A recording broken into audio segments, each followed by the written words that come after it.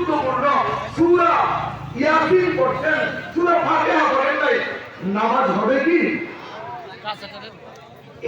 এই কথাটা বলার দ্বারা মাকসাদ হইল আপনি ফরজ 17 রাকাত পড়েন, সুন্নাত 12 রাকাত পড়েন, আওয়াবিন 20 রাকাত পড়েন, ফরজ ওয়াজিব বেদের 3 রাকাত পড়েন, ঈদের নামাজ 2-4 রাকাত পড়েন, যত নামাজ আছে চাই সেটা ফরজ হোক অথবা ওয়াজিব হোক অথবা সুন্নাত হোক অথবা নফল হোক অথবা মুস্তাহাব হোক, প্রত্যেক আওয়াজে প্রত্যেক রাকাতে অবশ্যই অবশ্যই সূরা ফাতিহা পড়া লাগবে। সূরা ফাতিহা দ্বারা আপনার নামাজ হবে।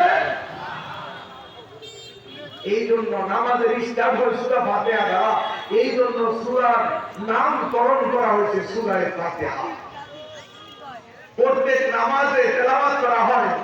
কোরআনের অন্য এক আয়াতের মধ্যে বলছেন আল্লাহ তাআলা এই সূরার নাম সাবআম মিনাল মাসানি, অর্থাৎ এই কোরআনকে বারবার তেলাওয়াত করা হয় 7 আয়াত বিশিষ্ট আয়াত, এটাকে প্রত্যেক ওয়াক্তের প্রত্যেক নামাজে বারবার তেলাওয়াত করা হয়।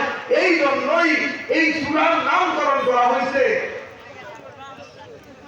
এই সূরা নামকরণ করতে এই জন্য সূরা ফাতিহা কোরআনের মধ্যে যত সূরা আছে সবচাইতে সূরা ফাতিহা দামি। আল্লাহু আকবার বলেন।